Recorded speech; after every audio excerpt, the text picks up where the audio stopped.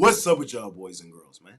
Hey, it's Jay Briggs here continuing to cook up this NBA action, man. Y'all know we do here on the gym session. We cook up every single game, every single day, man. Money making Wednesday, ladies and gentlemen. Off a really good night last night, man. We swept the board, bring the brooms out. It was a really good bounce back night for us. We cashed our NBA play of the night in complete no sweat fashion with our favorite money-making team, man, the Oklahoma City Thunder Buddies, man. Thunder Buddies for life. We trust that team damn near with our life, man. They dominated Memphis for the 6th straight time this season, man. Shout out to the Oklahoma City Thunder Buddies. We cashed with the Indiana Pacers. A lot of you guys this season said, Jay, you're delusional about the Pacers. And I said, man, I don't know. I don't think that run they went on last season was a fluke. And honestly, I think they could go on another one this season. They got all the makings of a team that can, and they're dominant at home in the postseason. And if you're that in the postseason, man, that can propel you on a pretty lengthy run. Jumped out to a commanding 2-0 lead. We'll see if Milwaukee is able to respond in Milwaukee and make it a series again. That series getting chippy between Halliburton and Dame. That was fun and cool to see. Passing of the guard, man. Halliburton trying to come in and be like, hey, Dame, you old, Brody. Watch out. And Dame like, nah, man, I ain't going just yet. We'll see if Milwaukee can respond in Milwaukee. And then last game on the card last night was the Los Angeles Lake Show Lakers, man, my favorite team. Luka the Don Doncic had another really solid game last night. The Lakers won and covered. They've been one of the best home ATS teams in all of the NBA. And LeBron teams have never really been great in game one of series. It's kind of been one of his biggest criticisms on his career, but they always seem to typically bounce back in game two. And they played really great from a defensive perspective last night. That was really good to see from them. From Minnesota's perspective, I don't think it really means much. They did what they needed to do, which was steal game one. They stole home court advantage already. We'll see if they can really take advantage of it in Minnesota, or if when they get to Minnesota, they're going to be who we've known them to be over the last 3 to 4 seasons, which is the house of disappointment, man. So all these series, man, really heating up, man. It's a great time of year, man. My favorite time of year, NBA playoff time, man. Off a really great night last night. Just looking to keep the momentum rolling forward. I appreciate each and every one of you that continue to tune in and watch this video. All I ask is that you smash that like button for me. You subscribe to the channel if you haven't already. And as I always say, man, if you're rocking with me, rock with me. I'm active on Instagram and Twitter all day long. There's a link for both in the description below. And, of course, I have premium plays over at the site. Money Making Wednesday, ladies and gentlemen, man. Let's do the damn thing, man. Let's keep the momentum rolling forward. And let's hop right into tonight's NBA action. First game on the board. We got the defending champs, the Boston Celtics, at home, at the crib with the Orlando Magic rolling in. First, let's talk about how these two teams played in the regular season. In the regular season, Orlando did win the regular season series 2-1. They won both of their games in Orlando. The last one doesn't really count. It was the B squad for the Celtics in that one. The second game was in Boston. Boston obliterated them in that game. I believe the score in that game was 121-94. And Orlando won the first meeting between these two, 108-104 on the 23rd of December in Orlando. So that's how these two teams matched up in the regular season. What happened in game one of this series? Orlando came out and threw a really good first punch. They had the lead at halftime in Boston. Defensively, they looked really great. The pace was down in the game. Orlando was kind of dictating what was going on early in that first half. Second half, the Celtics came out and looked like the defending champs. They look like the team that I've said has been the best team in the NBA for the last 2 seasons. They handled business, ended up winning that basketball game 103-86, dominant fashion. Jason Tatum is game time decision for this one tonight. Honestly, though, here's my honest opinion. With or without him, I like the Celtics here in this one. The thing about Orlando this season is when they've played the good teams, they've struggled mightily. When they played the bad teams, they handle business. They're a 500 basketball team, 50-50, 41-41, or now 42-42. And that's who they've been all season. Bad against the good teams and good against the bad teams. Well, they got a bad draw because they're playing the best team in the NBA, the Boston Celtics, who, if any team is next man up, it's Boston, man. This team is, 7 deep? I like Boston to handle business here. I don't think we have too much to worry about. One thing to worry about, I have seen floating around on the internet, is a lot of people worried about Boston and how they performed in Game 2's last season in the playoffs, which there might be some validity to that. But y'all also know, for me, when I'm looking to target and bet on Boston, I'm looking for motivation angles, and I could see them playing on that motivation angle in that locker room. Hey, man, we know we dropped the ball a couple times last season in Game 2. Let's come out tonight, not worry about it, handle business, take care of home court, and then we'll go to Orlando and do the damn thing. So that's kind of what I think happens here tonight. Boston is head and shoulders better than Orlando. I'm going to lay the points here with the Celtics here in our first game of the night. We keep it rolling. Next game up, we head over to Cleveland, where the Cavs are 11.5-point home favorites over the Miami Heat. Total to 11.5. I think this, for me personally, is the toughest game on the card tonight. I could make an argument going either way. Game 1 of this series, I did take Miami.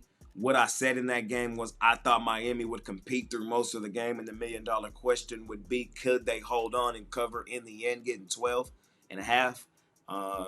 And that's kind of what we saw. They did hang around for majority of the game, and the answer to that million-dollar question was no. They could not hold on and cover. Cleveland ended up dominating them in the end, winning the game 121-100. Who have these two teams been all season? Miami, while we did start to like how they played down the stretch, they started to play much better basketball. This is still a team that lost more games this season than they won. While on the other side, Cleveland was the second best record team in the NBA. And for majority of the season, Cleveland was the best money-making team in the NBA. They were great from an ATS perspective. They finished the season number 2, ATS tied with Toronto, right behind Oklahoma City. Reason they fell off from being number 1 like they were majority of the season to number 2 was they had the number 1 seed pretty much locked up, and they let their foot off the gas towards the end of the season, kind of started going through the motions towards the end of the regular season and weren't covering the big numbers in the same fashion they were earlier in the season. I saw what I needed to see from Cleveland in Game 1. I was a little worried about them from a full-length, full-season perspective. I'm still a little worried about them. I'm worried about how deep they can go in the playoffs. But for a series like this, at home, at the crib, head and shoulders the better basketball team, real home court advantage, I'm going to lay the points with Cleveland in this one. While I do really love Heat culture, I love Eric Spoelstra as a head coach, a 2-time finals winning coach, a veteran team over there in Miami. Tyler Hero's been on extended playoff run, so has Bam. Andrew Wiggins has a ring. This is an experienced Miami team a little bit, but I think they're just outclassed, especially out on the road in Cleveland. Tough game. I could very well make an argument going the other way and take Miami here, but I think Cleveland has earned the benefit of the doubt. If it's not clear and concise to fade Cleveland, we said this a lot in the regular season, especially early. Unless it's clear and concise to fade Cleveland, we're just not really interested in doing so. So, again, I like what I saw from Cleveland late in that game.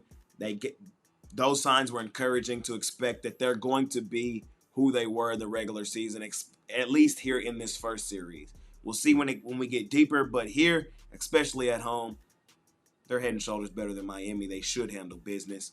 I'm going to lay the points with Cleveland here in this one. Last and final game of the night, ladies and gentlemen. In my opinion, the best game on the card. Man, money-making Wednesday. We got the Golden State Warriors out on the road versus the Houston Rockets. Rockets 3.5-point home favorites here in this one. Total 204.5. Man, oh man, oh man. The Golden State Warriors stole game one in Houston. They won that game 95-85, a 10-point win.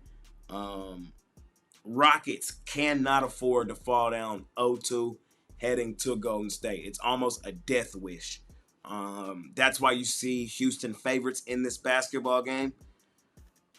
But man, you're going to give me over a bucket in my back pocket with the better basketball team, the Golden State Warriors. Sign me up. I'm on the Golden State Warriors plus the points in this one. The Golden State Warriors own the Houston Rockets. Short, sweet, simple. There's no other way around it. Golden State has won 17 of the last 19 meetings over the Houston Rockets. Those 2 wins for the Rockets came this season. They still lost the season series 3-2 to Golden State. And I could very well argue both of those wins for Houston are not what you may think they were. That first one that Houston won was right before the play-in tournament, or what might have been a play-in tournament game. And let's just say that game can be questioned, is what I'll say. And then the other one that the Houston Rockets won, shout out to them, really good win for the Rockets. They held Steph Curry to 3 points in that basketball game, and they were able to win. I don't see them holding Curry to 3 points again. I don't see that happening. And that first one that the Houston Rockets won earlier this season was an outright anomaly. That's what I'm going to call it. So with the Golden State Warriors dominating the Rockets the way they have, winners of 17 of the last 19, and the 2 wins that the Rockets do have, there's at least some question marks surrounding them, and they want us to lay over a bucket on the Golden State Warriors. I cannot do it. I cannot do it. Not on the light-skinned man Steph Curry in the postseason. Not on playoff Jimmy buckets. In my mind, in my opinion, this is a legitimate 50-50 game. I think the Warriors have a legitimate chance to come in here and win this game outright. So if you're going to give me over a bucket in my back pocket in a game I'm expecting to come right down to the wire anyway, sign me up. Sign me up. So that's all I'm saying. The Rockets got to show me. Hell of a season for the Rockets, man. 2 seed in the West. They just got the worst draw possible. They drew the team that they cannot beat, and that's the Golden State Warriors, man. They could have drew anybody else and probably would have been just fine here in the first round. But I think the Warriors understand the situation with their experience. The Rockets, a non-experienced team for real. Nobody over there has extended playoff experience except for their coach and their point guard, Fred VanVleet. Everybody else, man. Golden State, this is a deeper team. Team that is led by guys that have been there, done that. An older team as well. I think they understand that getting this series over with is in their best interest. Acquire some rest, man, and get ready for a long postseason run. So I'm just saying, man, I think the Golden State Warriors have a legitimate chance to win this game outright. Not saying the Rockets don't win this game. Not saying that the Rockets don't understand the situation. Not saying that none of that. But if you're going to give me over a bucket, this game could come right down to the wire. This game could be just like that Clippers-Nuggets was game 1, where, having those points in your back pocket is in your best interest. At least that's my thoughts. So, I'm on the Warriors. I think they can win this game outright. They've owned Houston. If they're going to give me over a bucket in my back pocket, sign me up, man. So that's what I like here in our last and final game of the night. Ladies and gentlemen, I appreciate each and every one of you that continue to tune in and watch this video. All I ask is that you smash that like button for me. You subscribe to the channel if you haven't already. And as I always say, man, if you're rocking with me, rock with me. I'm active on Instagram and Twitter all day long. There's a link for both in the description below. And, of course, I have premium plays over at the site, man. Off a really good night last night, man. 3-0. Bring the brooms out. Can we do it again tonight? Can we do it again tonight, man? We cashed our NBA play of the night last night in no sweat fashion. You can scoop that play up today over at Pickdawgz Premium. That is the play I personally have the most money on every single day. Let's do the damn thing tonight, ladies and gentlemen, man. I'll see y'all tomorrow. It's been your guy, Jay Briggs. I'm out of here. Peace.